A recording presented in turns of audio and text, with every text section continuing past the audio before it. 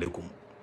Aw balimakɛ Idriss Martinez Konimpo Mangando comme y'o de fɔ aw ɲɛna an bɛ to ka an ka jeune artistes ka promo de kɛ an ka musique an ka émission daminɛ la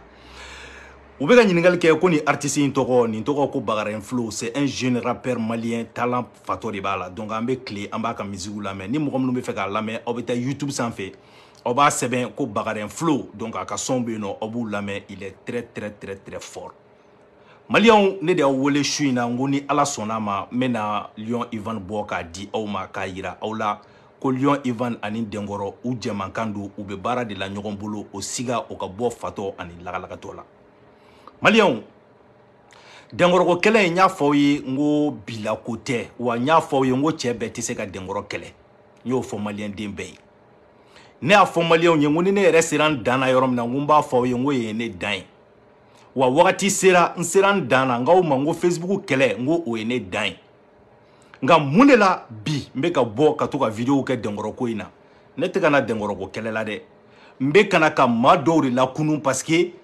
Ivan bɛ mission min na bi in na o ye ka client kuraw de ɲini ka se Denkɔrɔ ma aw bɛna faamu san aw b'a dɔn Idriss tɛ bɔ manamana ko la dɛ aw ma ne ka vidéo kɛ sumalen sisan ni anw ko k'an bɛ bɔ sisan dɔrɔn an bɛ bɔ de ka farakasili de kɛ dɔrɔn ka tɛmɛ quoi mais ka bɔ ka pour que ka bɔ ten dɔrɔn vidéo nɛgɛ bɛ na an y'olu dabila quoi an valeur ka bon olu ma sisan. Maliens n bɛna vocal dɔ jouer fɔlɔ aw ka o vocal in lamɛn aw k'a dɔn k'a fɔ k'u ka marimayi nin k'a selen don dɔw hakili la parce que anw nana ka mɔgɔw hakili ko k'a jɛya pasi k'a yir'u la ko Denkɔrɔ ye arnaqueur di Lion Ivan nana mission kura min na o ye sisan ka n'a don mɔgɔw hakili la ko Denkɔrɔ bɛ se a ka baara la ko donc mɔgɔw bɛ se ka baara kɛ Denkɔrɔ fɛ. Maliens ne ma se ka mun faamuya Lion Ivan ka raisonnement na ale ko groupe de victimes de b'ale bolo maa minnu n'a kan k'olu ka wari ɲini k'o lasegin u ma an bɛɛ sɔnn'o ma ne yɛrɛ de nana ni groupe de victimes ko in ye mais ne ma se ka mun faamuya ale ani Denkɔrɔ ka kɛlɛ la u ka face à face la u ye direct mun kɛ ale yɛrɛ tilala ka bɔ o kɔfɛ ka jɔnwala fɔ ko Denkɔrɔ ye kɛlɛ datɔ ale la ko tiɲɛ de ka di Ala ye ko Denkɔrɔ ye wari labɔ ko tiɲɛ de ka di Ala ye ko Denkɔrɔ bɛ se wari yɛlɛma la alors dans ce cas n ka ɲininkali bɛna kɛ mun ye Maliens victime jumɛn de bɛ yen tuguni ni Denkɔrɔ bɛ se wari minɛ la ne bolo victime ye de bin kɛra mɔgɔ min kan n'o k'a sɔrɔ ko Denkɔrɔ bɛ se wari labɔ la tiɲɛ na parce que a y'a labɔ ale Ivan yɛrɛ ye a ka fɔ la Maliens denw ɲɛna k'a ye wari labɔ dans ce cas victime ko kuma jumɛn de bɛ yen tuguni o ɲininkali n bɛ fɛ k'o tingu Lion Ivan ni Denkɔrɔ la parce que o marimayi yɔrɔ n ma o faamu déjà que ale yɛrɛ convaincra ko Denkɔrɔ bɛ se ka wari multiplier ko Denkɔrɔ ye wari bɔ ale fɛ yen fo Espagne alors victime ko kuma jumɛn de bɛ yen nɔ sisan Denkɔrɔ y'a fɔ aw ɲɛna a tɛ ɲɛ bɛɛ bolo donc ça veut dire que minnu ta ma ɲɛ ni olu b'ale bolo ko groupe de victimes u ta de ma ɲɛ u ta ɲɛ kuma de ma se n'a ɲɛ kuma sera u ta bɛ d'u ma kuma t'o yɔrɔ la wa mais Maliens n bɛna fɔ aw ɲɛna n ko ninnu denmisɛnninw don kalanbaliya b'u kan dɔɔnin quoi parce que ni intellectuel fana ni analphabète surtout ninnu ɲɔgɔnnaw u b'u temps fara ɲɔgɔn kan n kelen bɛ n jɔ ye n b'u bɔ k'u d'aw ma a bɛ n'Alaw tala cɛ parce que u tɛ raisonner quoi foyi t'u kunkolo kɔnɔ ni falibo tɛ u bɛ t'u ka marimayiw dilan kan u bolo k'u ɲɔgɔnna lalɔmanw dɔrɔn de bɛ réseaux sociaux sanfɛ u t'u miiri anw intellectuels la quoi u t'u miiri ko anw hali ni mɔgɔ min tɛ intellectuel ye ko kodɔnnaw bɛ réseaux sociaux sanfɛ quoi maa dɔw bɛ yen nɔ u ma deli ka hali ci ka taa ekɔli la nka olu bɛ ko dɔn nka nin tɛ pas paga dɔn. Maliens cɛnin dɔ ye vocal ci ma o yɛrɛ de ye n bila su in na émission na cɛnin ye vocal min ci ma an ka jɛ fɔlɔ an k'o vocal lamɛn vocal in ye n dusu kasi kojugu tellement que vocal in ye n dusu kasi n ma sɔn ka cɛnin répond yɛrɛ an ka jɛ fɔlɔ an k'o vocal lamɛn. Assalamu alaikum warahmatullahi wabarakatuh. Idriss Abakan wa Pachite. Non, nin tɛ nin de don aw bɛ hakɛ to. Bonsoir Idriss Martinez, bonsoir Sama Koripachite là. En fait, moi, qui a publication concernant Lion Ivan. Et ne fait un phénomène de photo, c'est-à-dire, Aoka donc a fait Mali, Jamanami, Tola, Kana, Aoka fait encore là quoi. Tu vois, ne fait Ako Euro retenu quoi. Toi, fait ce qui Kana, Aka, Anga Jamana, Tabiao, Galouen quoi. Même les blancs. Même toi, vous signez nos frères, au Témilo, au Tégaloé, au boulot quoi. Moi, je ne suis pas pour Denkɔrɔ. Wallahi billahi. T'as donné des gars. N'a donné un message à faux grâce à toi. parce que il y a souvent il va taper une donna ko milliers on ka nyeni souvent même pas mais ce que j'ai vu hier c'est vrai. Malien au bora sisan awe ni tien mangalame ako ko kunu c'est que lui la vie au kunu e don jumɛn o domina face à face kɛra entre Dengoro et Lion Ivan k'ale mouye kunu ko c'est vrai k'ale sonna Malien. Ça veut dire que la marmaille a fonctionné. Ça veut dire que au sera do hakili la mununu tumbe duty kono la. Donc u yolu ka duty yelema sisan ku kungolo salo ka kɛ tien u bolo sisan. Bon sisan mena fo aw ɲɛna Malien pourquoi Lion Ivan bega ninke Dengoro ye meno de fo aw ɲɛna bi aw ka famu. En réalité objectif kelen dɔrɔn de be Lion Ivan da bi. Dengoro ko kɛlɛli tɛ dɛ. Lion Ivan ka objectif ye mun ye bi o ye de ale ka groupe de victimes ou ka wari ka segin u ma o dɔrɔn de Lion Ivan ka objectif ye bi. Il est prêt à tout pour que olu ka wari de ka segin u ma parce que n'yo de fɔ aw ɲɛna ko Lion Ivan fɛn t'a kunkolo kɔnɔ. Donc ale bolo o de victoire n'a sera sisan ka o combat mener k'a fɔra k'ale ka groupe mɔgɔ bɛɛ ka wari sara la olu ka se ka fɔ non Lion Ivan kɔni y'an ka wari ɲini k'a d'an ma ale bolo o de victoire ne bolo tɛ victoire parce que ne ka groupe fɔlɔ mɔgɔ bɛɛ ka wari sara la fo mɔgɔ fila mɔgɔ 13 de kun don a bɛɛ sara la fo mɔgɔ fila Albert kulo bɛ n na ale Dengoro yɛrɛ kulo bɛ n na Mali 12 kulo bɛ n na o bɛɛ kulo bɛ n na a bɛɛ sara la fo mɔgɔ fila donc ne bolo o tɛ victoire parce que groupe mɔgɔ ninnu mago foyi tɛ anw na a jɔn bɛ ne wele bi ka ne fo ka ne ɲininka ko Idrissa i bɛ cogo di a kelen t'u la. Ça veut dire que groupe mɔgɔ ninnu bɛna dɔrɔn u bɛ s'i ma u ka wari de kama n'u y'o sɔrɔ o y'u tali nka o de Lion Ivan ka objectif ye bi quitte ka mɔgɔ kuraw ɲini kana di Dengoro ma u k'olu arnaquer pour que ale ka mɔgɔ kɔrɔw ka wari ka se ka sara an ka jɛ an ka cɛnin mankan lamɛn tuguni pour que aw k'a dɔn munna n donna direct kɔnɔ bi a y'a yɔrɔnin lamɛn dɔɔni a ko ale sɔnna. n'a dɔn yɛrɛ n bɛ se k'a fɔ grâce à toi parce que n y'a ye souvent i bɛ k'a taper n donna ko ye milliers kɔnɔ k'a ɲɛɲini.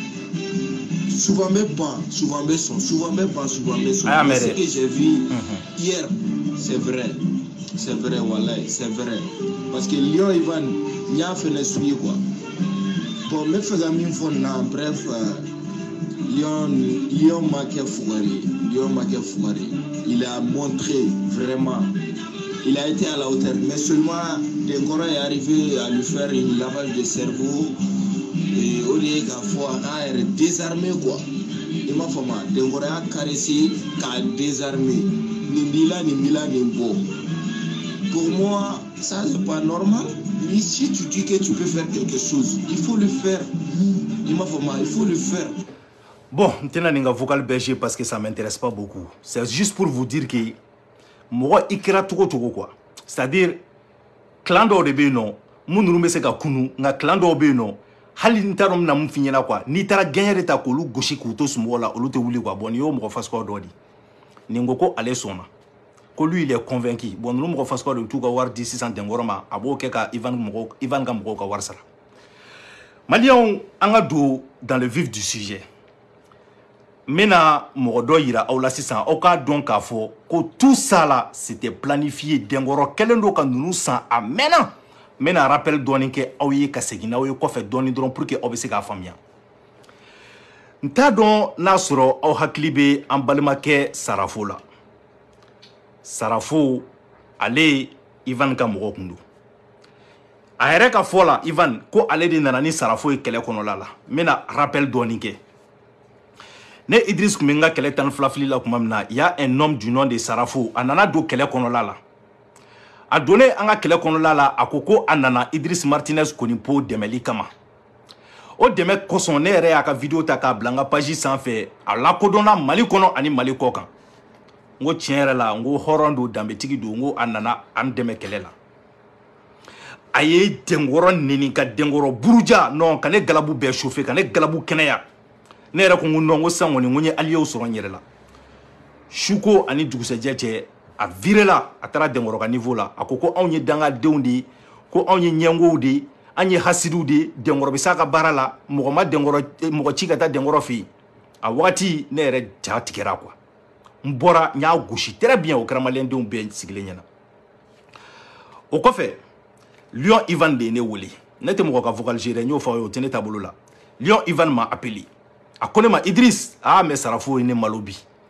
ko mais mena bo sarafo kama mena goshilida sarafo kan aka bo haklima ko ale de c'est-à-dire sarafo yɛrɛ ka do kɛlɛ in na k'a sababu bɔra ale de la ko mais ko sarafo tilala ka t'i yɛrɛ feere dɛnkɔrɔ ma tan k'ale t'a dɔn k'ale bɛna dingɛ seko ka don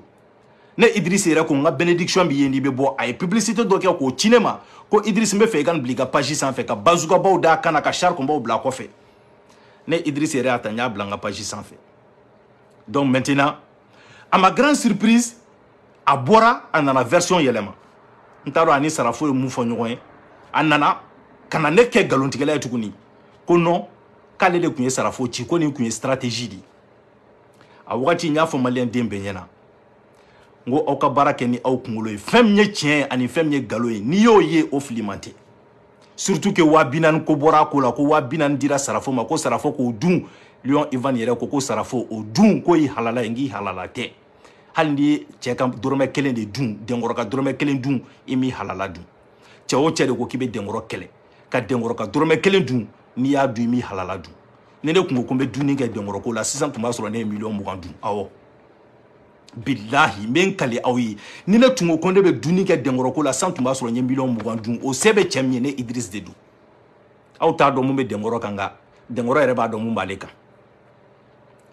ko minnu bɛ sen na tɛ l'o fɔ aw ye mais ne de y'a fɔ aw ye a tɛ mɛn aw bɛ denkɔrɔ ye kaso la a tɛ mɛn aw bɛ denkɔrɔ ye devant le juge n kɔni b'o fɔ aw ye n b'o layidu ta aw ye n y'o de fɔ aw ɲɛna cɛ o cɛ bɛ denkɔrɔ kɛlɛ kɛlɛ sera niveau min na bi kɛlɛ bɛ kɛ ni fɛɛrɛ de kɛlɛ tɛ kɛ ni Facebook kulekule ninnu ye tuguni quoi olu tan tɛmɛna quoi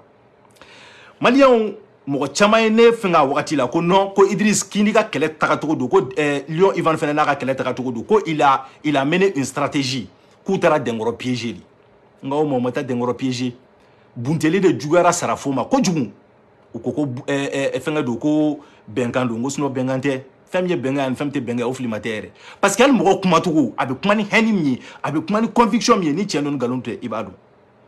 mɔgɔ caman ye ne fari faga waati la fo ne yɛrɛ tun bɛ ɲini ka na da u ka ko la n ko non n ko ko in n k'a bɛ se ka kɛ n k'u ye sarafo bila ka taga cɛ fɛ yen nɔ parce que mɔgɔ kelen tɛ se k'a bɛɛ dɔn i kɛra cogo cogo i bɛ dɔ dɔn mais i bɛ mɔgɔw fɛnɛ lamɛn mɔgɔw b'i sɔn hakili la quoi caman ko ne ma non o bénéfice de doute di Lion Ivan ma nka hakili m'a minɛ n kunkolo ma sɔn quoi parce que n b'a dɔn nin tɛ se ka kɛ quoi maliyɛnw o sarafo kelen kunun dɔrɔn kunun sarafo ye mun fɔ aw ni ne an ka jɛ k'a lamɛn n'a sɔrɔ u bɛna tila k'a fɔ an ye tuguni de k'u nana maramayi de la tuguni ou bien ni mun don u ka jɛ k'o fɔ an ye an ka jɛ tuguni an ka sarafo lamɛn nin y'a kunu laman ye an ka sabali sa an ka sabali ala kama ka maliyɛn den bɛɛ lajɛlen fo ka maliyɛn den bɛɛ lajɛlen wale aw bɛ hakɛ to dɛ parce que a video tun b'a ban yɔrɔ la n tun bɛ k'a lajɛ quoi donc il faut k'an k'a daminɛ a daminɛ de la sisan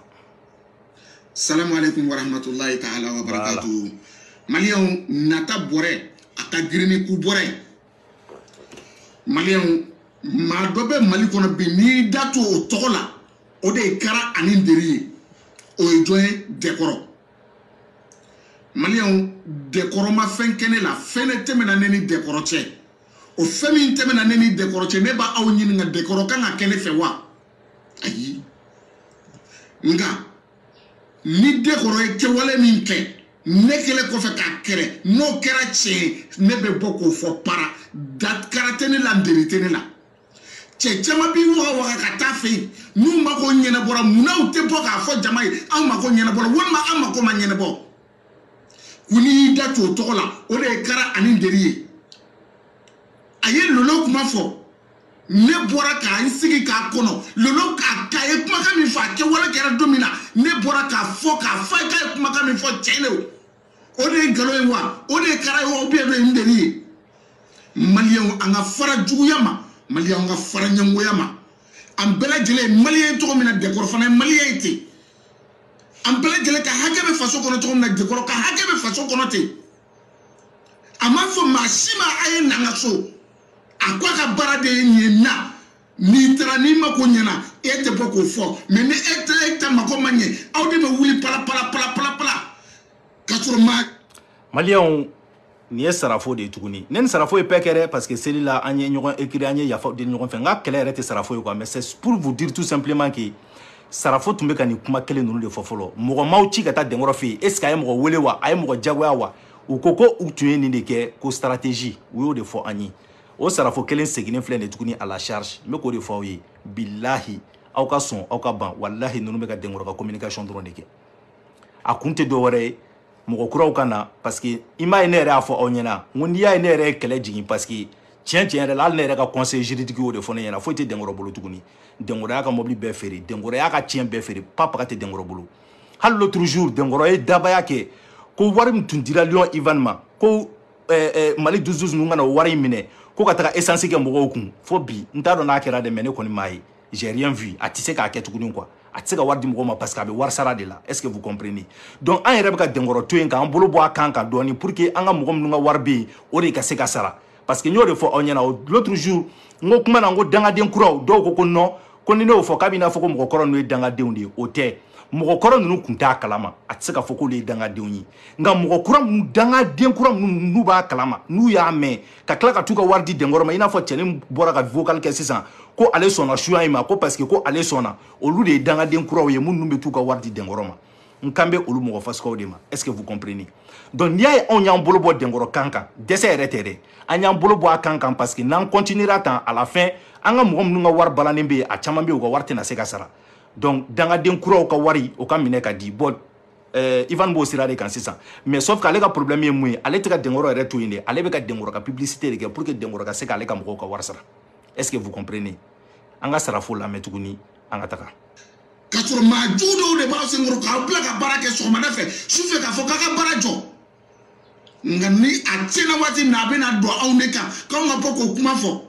n'o o kuma fɔra don min na a bɛ tɛgɛrɛ fɔ nka a ka kɛwale ɲuman kɛra don min na a bɛ wuli hasidiya ani bɛnkunganiya la n'o y'olu fɔ ne sarafo tɛ réseaux sociaux sanfɛ mɔgɔ si ko la dekɔrɔ juguya tɛ ne kɔnɔ bi a juguya tɛ ne kɔnɔ sini wa dekɔrɔ kelen tɛ dɛ ni mori o mori ye kuma fɔ n'a kɛra cɛ ye maa o maa ye kuma fɔ n'a kɛra cɛ ye ne sarafo bɛ bɔ k'a fɔ o tuma a ye dekɔrɔ to yen bɛɛ b'i ta kɛ la o tuma n'a ko k'a bɛ min. n bɛ fɛ aw ka Lion Ivan wele aw k'a ɲininka ko yala ko a ye sarafo ci tuguni de wa komi siɲɛ fɔlɔ la ne bɔra n ko n bɛna kuma sarafo ma a bɔra k'a bɛna ne ka kuma la gosi k'ale ni sarafo ka bɛnkan de don k'ale de y'a ci n b'a ɲininka tuguni a seginna k'a ci tuguni de wa maliyɛnw ninnu bɛ wariko de la walayi bilayi Mali ka gɛlɛn ne yɛrɛ b'a dɔn parce que ne yɛrɛ parents bɛ Mali la n somɔgɔw bɛ n kɔrɔw bɛ n dɔgɔw bɛ n cousinw bɛ Mali ka gɛlɛn trop Mali ka gɛlɛn il paraît que ko hali sungurubaw yɛrɛ bɔra 1000 na k'a kɛra 200 de san ça c'est trop dur donc maintenant sarafo M5 ma marché i m'a ye donc maintenant il est obligé ka tila ka segin ka na denkɔrɔ fɛ yen tuguni ka na ya dayirimɛ ɲini don quoi n bɛ sarafo faamu quoi est ce que vous comprenez n bɛ sarafo faamu parce que denbayatigi don donc ni businessw jɔlen don il faut manger parce que Mali la o de fɔra bi ko il faut tout faire pour que ka mangement dɔ kɛ quoi est ce que vous comprenez n b'ale ta faamu quoi et puis n y'o de fɔ bon vraiment n tɛ fɛ fɛn ka don ni sarafo ni ɲɔgɔn cɛ tuguni mais n tɛna fɔ ko n bɛna a clasher quoi mais n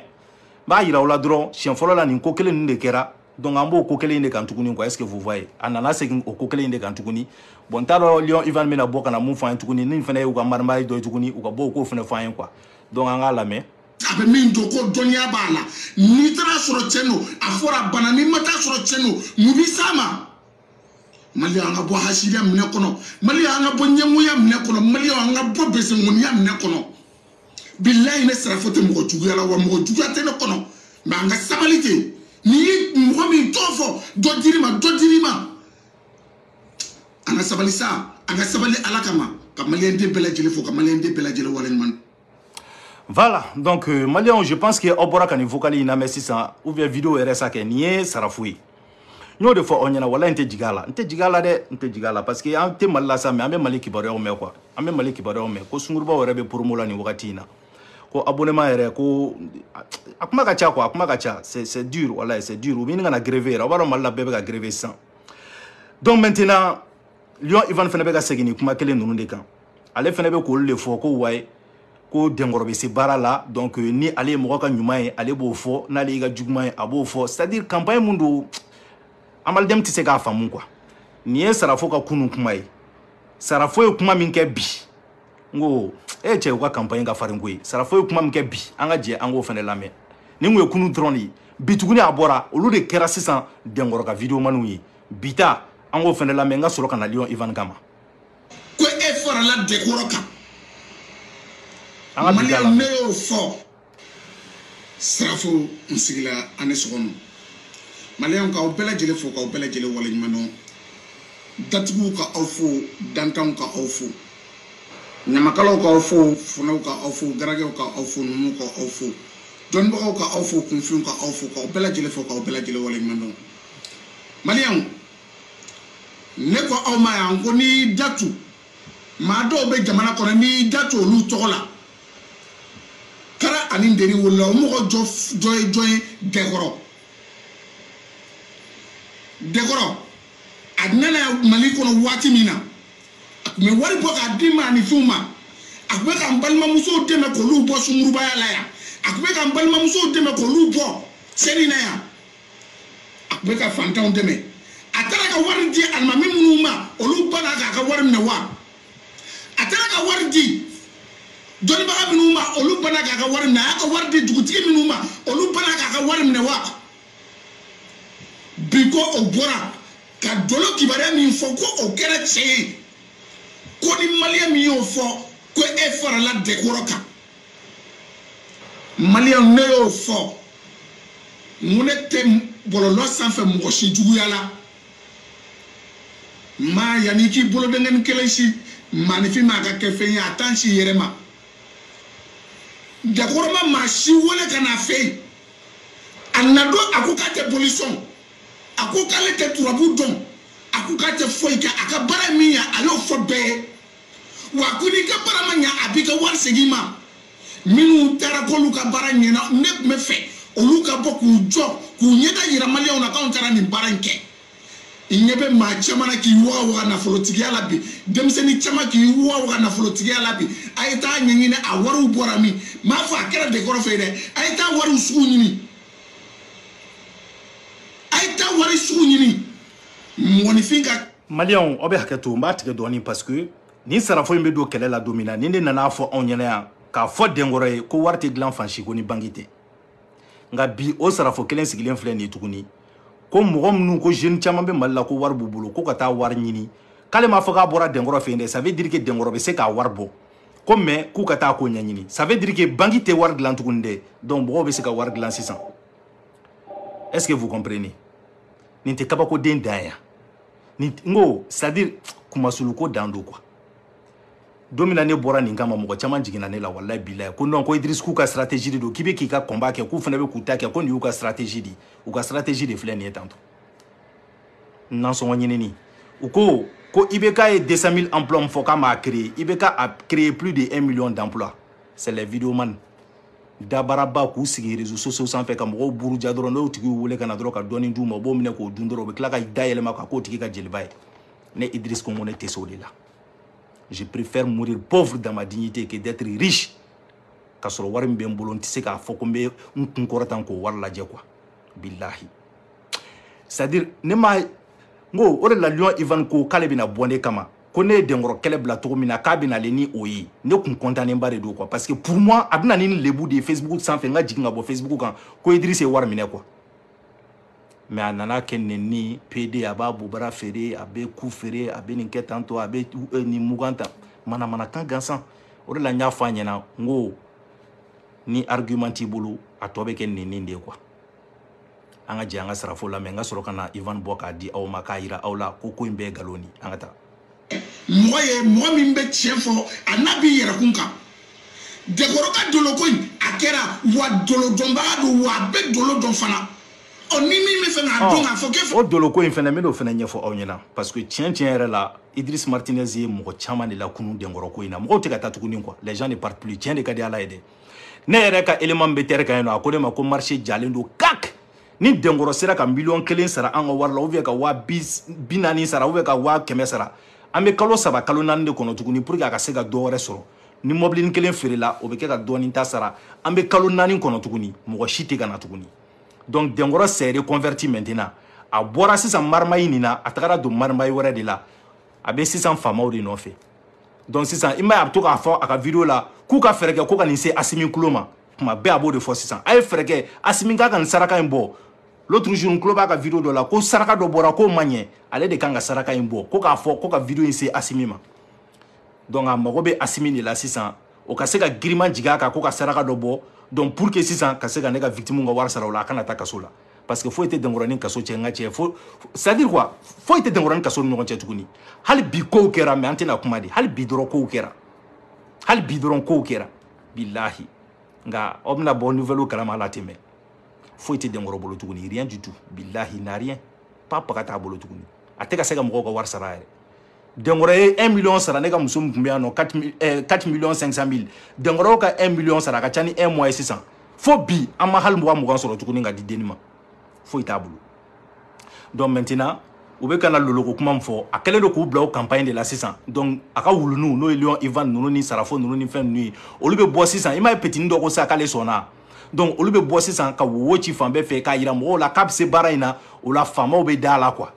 parce que fɛn mana don tulo la ka don tulo la finalement a bɛ kɛ tiɲɛ de ye quoi hali dɔnkili kuma dɔ la i bɛ dɔnkili lamɛn siɲɛ fɔlɔ la a tɛ diya i ye mais à force k'a écouter finalement dɔnkili in bɛ tila ka diya i ye quoi c'est comme Wizi Wozo ka ne nana ne y'a lamɛn don min na ne tun bɛna taga gagner ta kama mais sisan ne yɛrɛ b'a lamɛn don o don n ka mobili kɔnɔ c'est comme ça quoi est-ce que vous comprenez donc n bɛna mun fɔ aw ye an ka bɔ sarafo la il n'est pas important parce que ne t'a dɔn cɛ bɛ se ka kɛ tan i b'a fɔ ko ŋɔmi i bɛ yɛlɛma tan bi i bɛna ko a ma ɲi sini i bɛna ko non k'a ka ɲi sinikɛnɛ i bɛna ko non a ma ɲi sinikɛnɛ i bɛna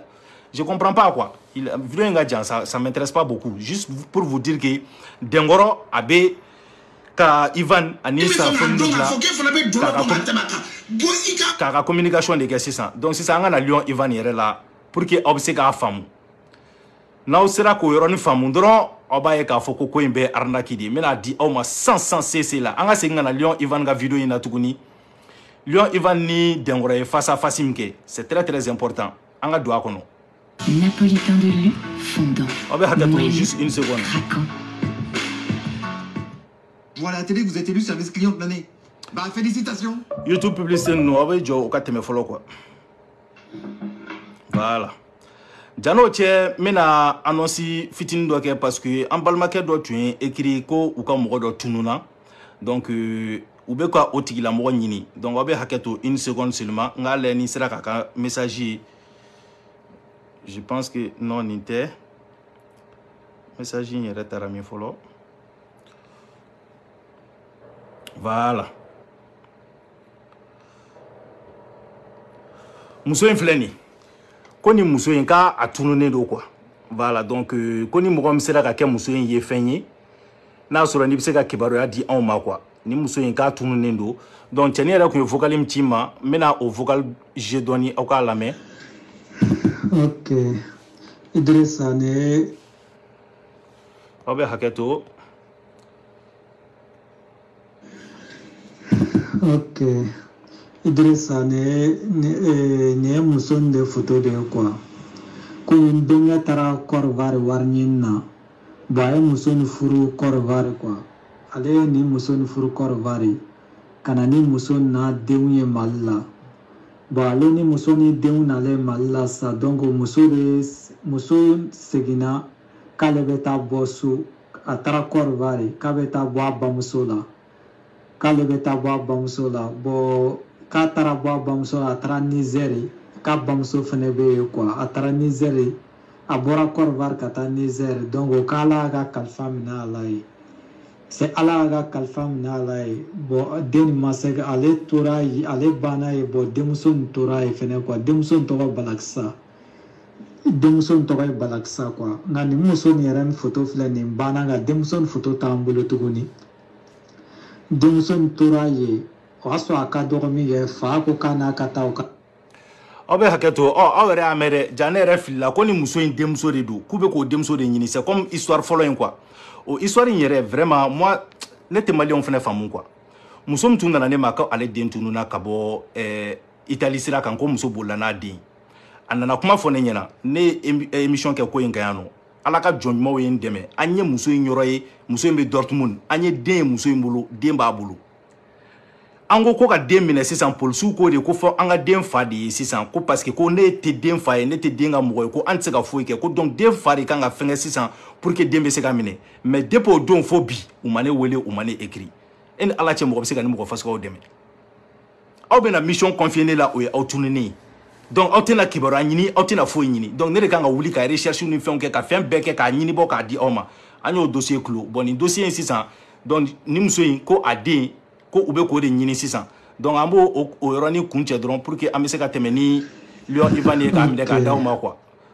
parce que c'est important. Ale tora ale banna ye bon denmuso in tora ye fɛnɛ quoi denmuso in tɔgɔ Balakisa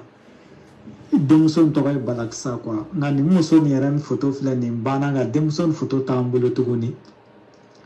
denmuso in tora ye o y'a sɔrɔ a ka dɔgɔ min kɛ fa ko k'a n'a ka taa bɔ bamuso la o ka segin donc o taara bɔ bamuso la ala ye bamuso nin ka kalifa minɛ a la denmuso nin de tora yen quoi n t'a dɔn a bɛ mɔmuso nin de fɛ wa a bɛ Côte d'Ivoire wa a bɛ Niger wa an yɛrɛ kɔni tɛ den nin yɛrɛ kibaruya foyi dɔn parce que an bɛnkɛ in filɛ nin ala nana tila ka na ye k'a bolo dɛsɛ quoi wari t'a kun tuguni ale tun tɛ se ka taa ale yɛrɛ ma mɛn o kɔfɛ tuguni fana ala fana y'ale yɛrɛ ka kalifa minɛ a la ala fana y'ale yɛrɛ ka kalifa minɛ a la a fa tɔgɔ ye Dawuda Samakɛ muso in cɛ kɔni muso in cɛ tɔgɔ Dawuda Samakɛ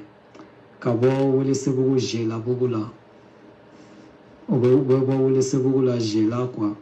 donc muso nin yɛrɛ tɔgɔ Aramatu ale denmuso min tunnen filɛ nin an b'a fɛ min ka so yɔrɔ dɔn o tɔgɔ ye Balakisa de ye denmuso min tɔgɔ ye Balakisa an t'a dɔn a kɔni a bɛ Niger wa a bɛ Côte d'Ivoire wa an t'a yɔrɔ kelen yɛrɛ dɔn parce que ala ye bamuso ka kalifa minɛ a la n'an bɛnkɛ yɛrɛ tɛ mɔgɔ si tɛ muso nin yɔrɔ dɔn parce que an bɛnkɛ ye muso nin furu aventure de la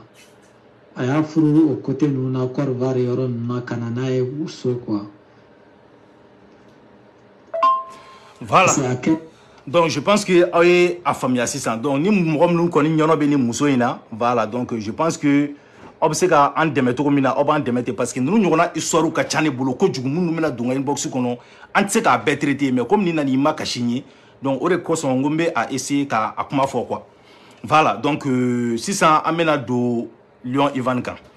maliyɛnw an bɛna face à face in na sisan pour que aw k'a dɔn k'a fɔ ko in ye nkalon in yɛrɛ an bɛna face à face la. Parce que maa kelen hakili kelen maa fila hakili fila maa saba hakili saba komi cɛnin ko sisan ko ale sɔnna ko Lion Ivan ni denkɔrɔ ye mun kɛ ko a bɛ se ka kɛ ko parce que k'an ka fɔlɔ ko k'an kana ba bɛɛ la alors yɔrɔ min na aw b'a dɔn k'a fɔ ko in tɛ tiɲɛ yɛrɛ ye ko ninnu bɛ denkɔrɔ ka mission de la a don n bɛ k'a fɔ aw ɲɛna n ko kuma o kuma ni Lion Ivan wulila ka taga n ko denkɔrɔba yɛrɛ ka promotion kɛ denkɔrɔba yɛrɛ ka publicité kɛ n'est-ce pas aw bɛ n'a ye sisan Lion Ivan be wuli yɔrɔ min na k'a bɛ taga wari ta ɲɛgɛn kɔnɔ aw bɛ vidéo in lajɛ ka ɲɛ parce que là tout va se jouer ici Lion Ivan be wuli yɔrɔ min na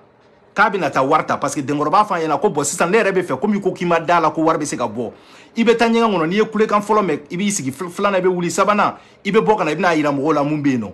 o temps kɔnɔla la Lion Ivan mana dun fo ka taa Lion Ivan bɔ denkɔrɔ bɛ ka kuma di anw fɛ. On nous sigilen do ka lameli ke denkɔrɔ ka yɛrɛ ka publicité de kɛ alors la question qui se pose Maliens, Guinéens, Ivoiriens o ye de quand est-ce que denkɔrɔ a eu le temps de travailler ka wari labɔ ka di Lion Ivan ma c'est ça la vraie question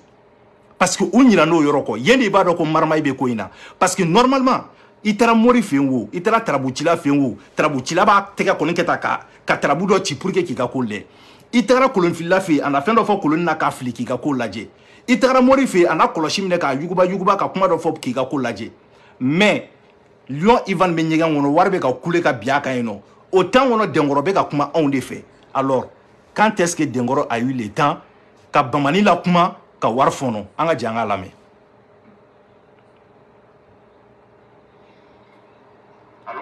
Allo awɔ n ko wala hadiya tiɲɛ don a lamɛn.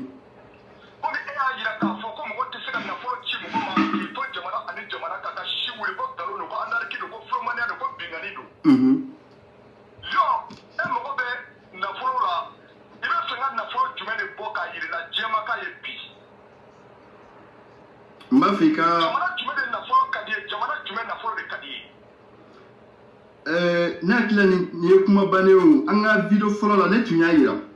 ngo i ka euro billet kumaba kelen dɔrɔn bɔ k'a yira ne Ivan na an tun ma bɛɛ fɔlen na mais bi an bɛ diɲɛ an bɛ kɛlɛ min kan bi e ma lada bɔ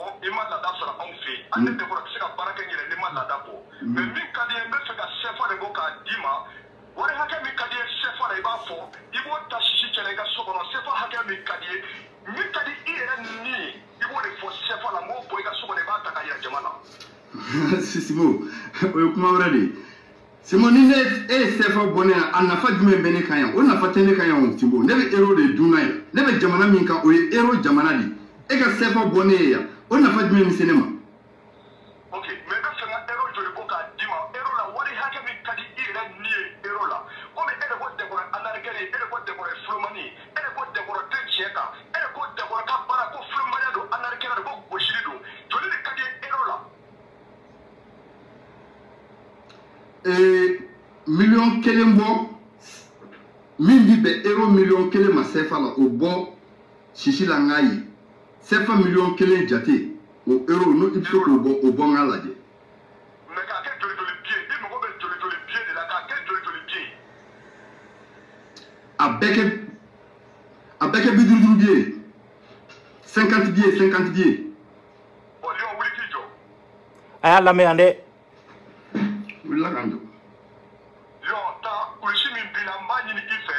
kulusi min b'i la Lion i ye kulusi in don ni kan min ye o tɛ se ka ne ka suya bali a tɛ se ka ne ka foyi kunbɛn nka a ka di i ye kulusi in i y'a don ni kilisi min ye Lion i ka taa kulusi in bɔ k'a bila. Bɛnkɔrɔ a ko bɛ fɛ ka caya. Lion n b'a ɲini fɛ ka taa kulusi in bɔ k'o bila n y'o de f'i ye n ka n ka su bonya.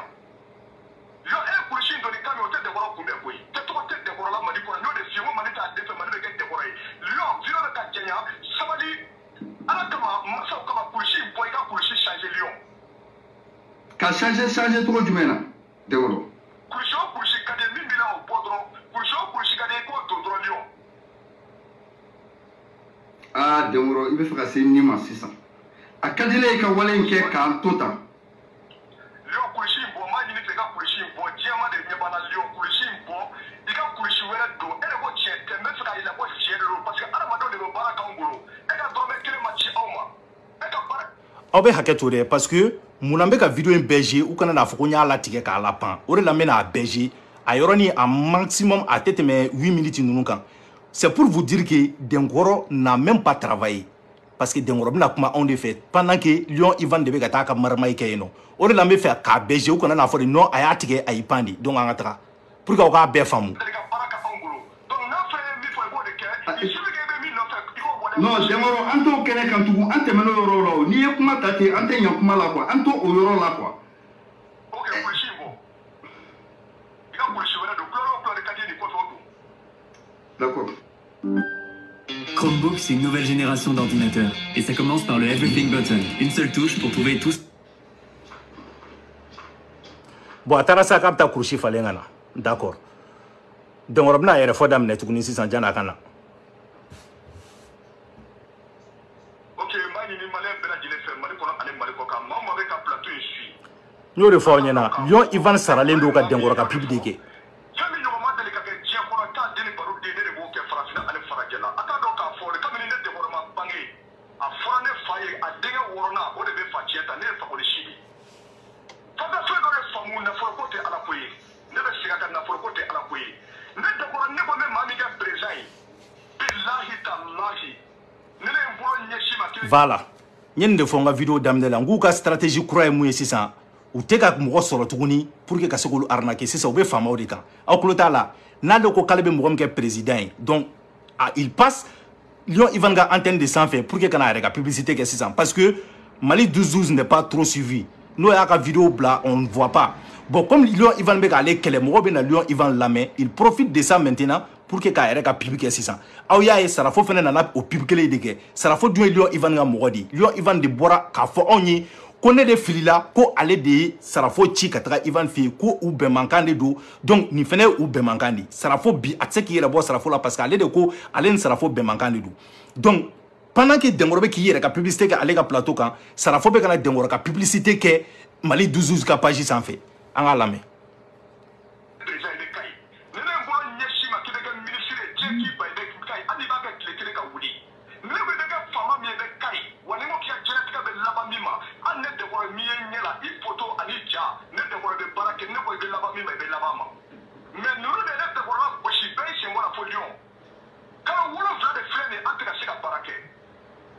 Manu ye kana gosi garo kan mais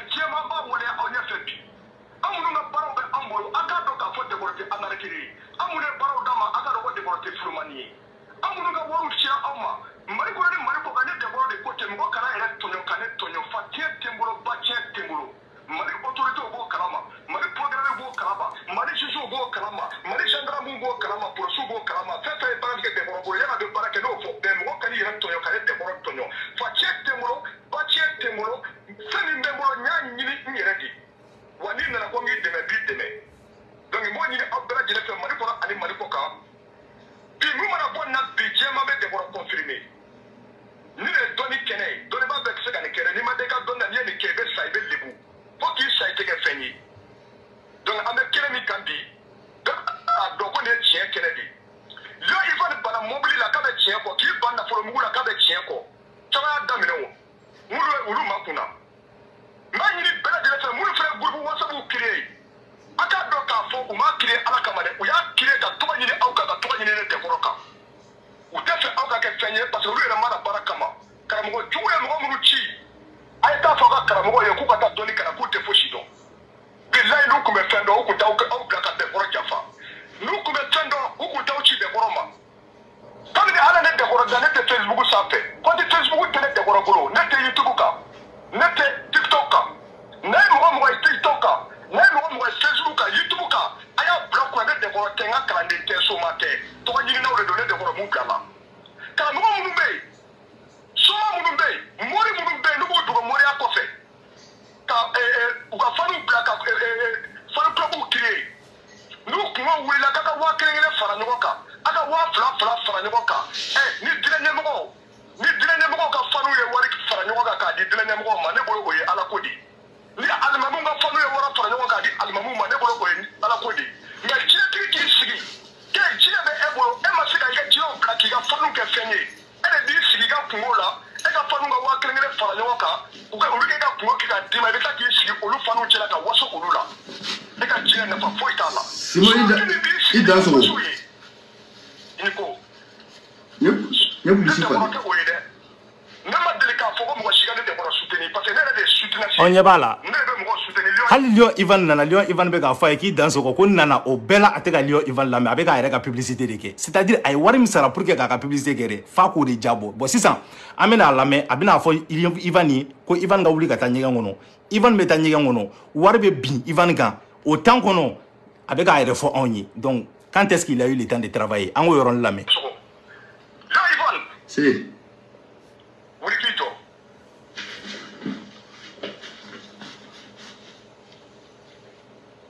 Lion n ye jɔ i bɛ taa don i ka ɲɛgɛn kɔnɔ i bɛ ɲɛgɛn datugu i da la n'i ye kulekan mɛn kulekan ko 3 n'i ye kulekan premier mɛn i b'i sigi n'i ye kulekan 2nan mɛn i bɛ wuli k'i jɔ n'i ye kulekan 3nan mɛn i bɛ bɔ ka na caméra ta i bɛ don ɲɛgɛn kɔnɔ n'i ye fɛn min ye ɲɛgɛn kɔnɔ i b'a filmer jɛmakan ye Lion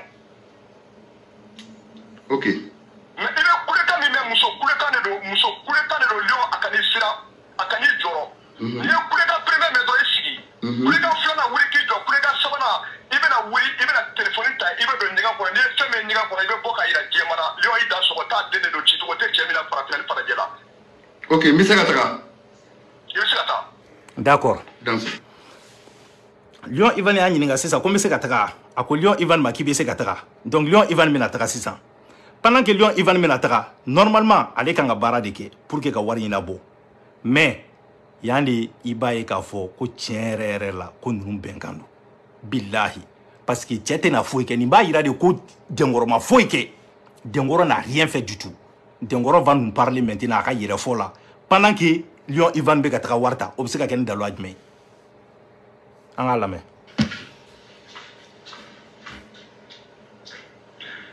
ka ɲini jama aw y'a ye aw y'a ye nin ye suya kɛnɛ de ye Lion bɛ jamana min kan n b'a yira jɛma la n ko hali ni a kun ko euro 1,000,000 ne tun b'a ta k'a d'a ma bi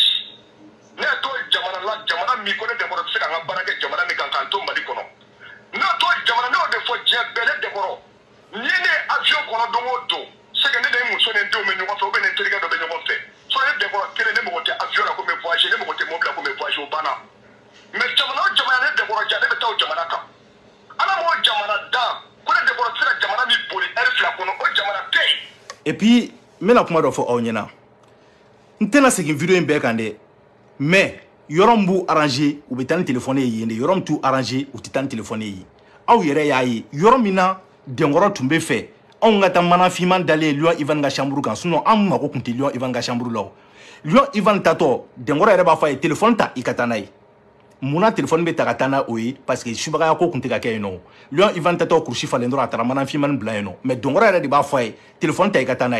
la question qu'on se pose maintenant pourquoi na solo nana ko kana yira on na ko dongoro be se ka war multiplier di ou ma téléphone ta ka dona nyegen gono an beka e sika ka bo bela beka son ko dongoro be se jina moriala pourquoi téléphone be to salon ono dongoro de ni yira ka publicité ke onyi pourquoi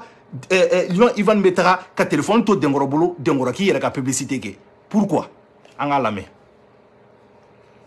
o alama do da sankoro la ko lo mi ko na bora lo mi ko tsira mali kungo fola lo mi ne tsira ko le kungo. La question que moi je me pose maintenant o di dengorobe ka baraka to di sisan ka le to kuma na on fait yere fola le be ka fama nyini ko dolo bara dumbe ka ke Lion Ivan fleni so kono ko war kale na war billion Ivan ka mais ale be ka kuma on le fait ale nyina ne Lion Ivan ko wa video labana video ni Lion Ivan nato iba Lion Ivan rebe na ka bal dengoro la o ba so dengoro be yere fola Lion Ivan be bo sibo akanti aya le dro o ba be famsan lo mi ne tsira jamana wala kungo fola alama o lo da sangoro la ko ne de ko nya dra lo mi ka ko te o lo kuma ka fa lo te ni kalo sa kalo be boni to kamie ni nyuma do jamana ko ne de ko ba fo be ke ni suguma do de ba fo be ke wani kile bora kile binga be ni fo ne de ko de ba fo karamo nangono aya ni aka doni kala juya na fa fo itala aya mo chikana ne ka jama o chela ya parce que afora ko ni dara de ko fe ni ma dino ma ka baratenya aya ke sobe ka bolan ne ka kunta un klaka do aka fonu borola aka fonu ngala kide awla awra nyabala ko dengoro te barala de dengoro be clash de la dengoro be yere fort la dengoro be publicité de la dengoro te ka bara fo ke Lion Ivan kelen de be ka bara be ke dengoro ne fait rien du tout rien absolument rien angalame aka fonu ka do ko te fendo comme ni ala ne dengoro da ne ma de ka mo chika ta kara mo shifi mais aw kara mo lamulo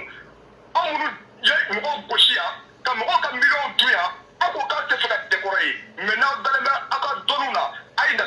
ne ti sa fait face à face parce que aw te se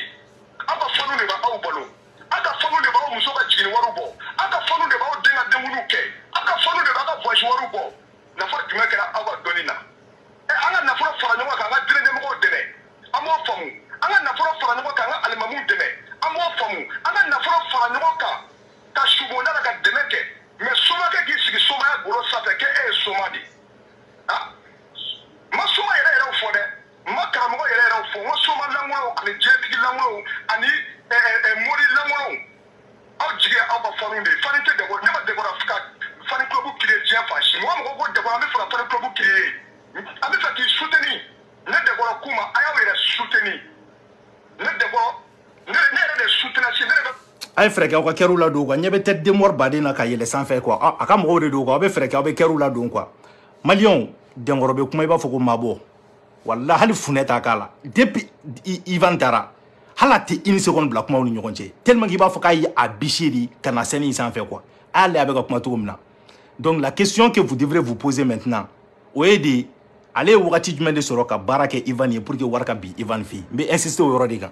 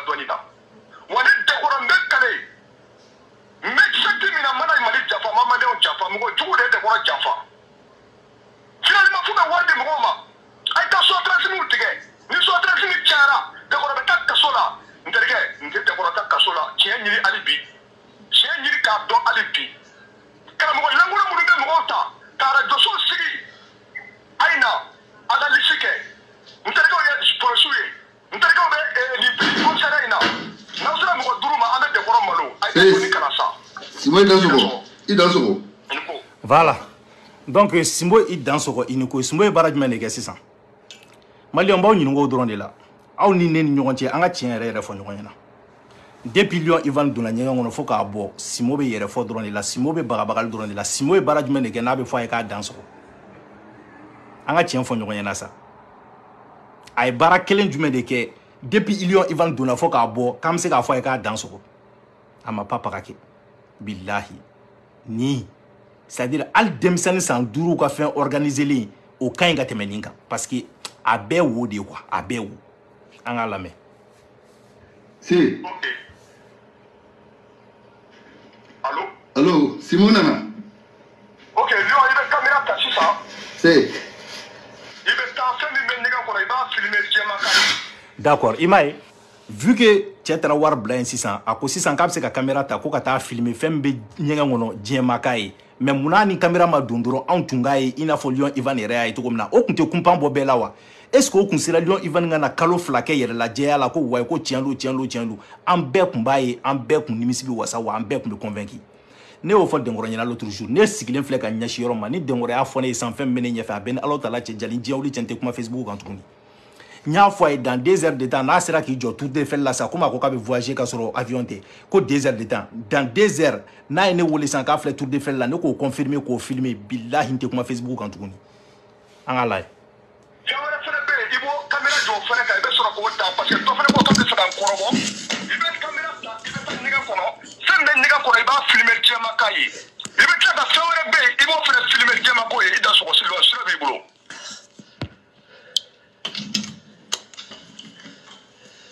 Ouais, c'est moi le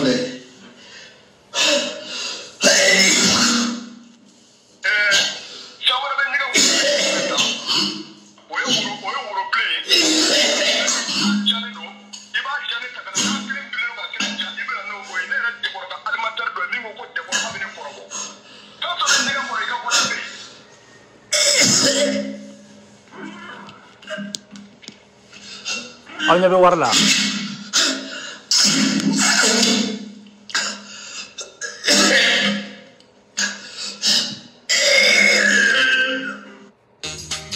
Voilà. Comme u yɛrɛ publicité k'a la a ka ɲi tan parce que aw delila ka vidéo ye déjà n tɛ fɛ a ka janya kojugu quoi. Maliyɛnw n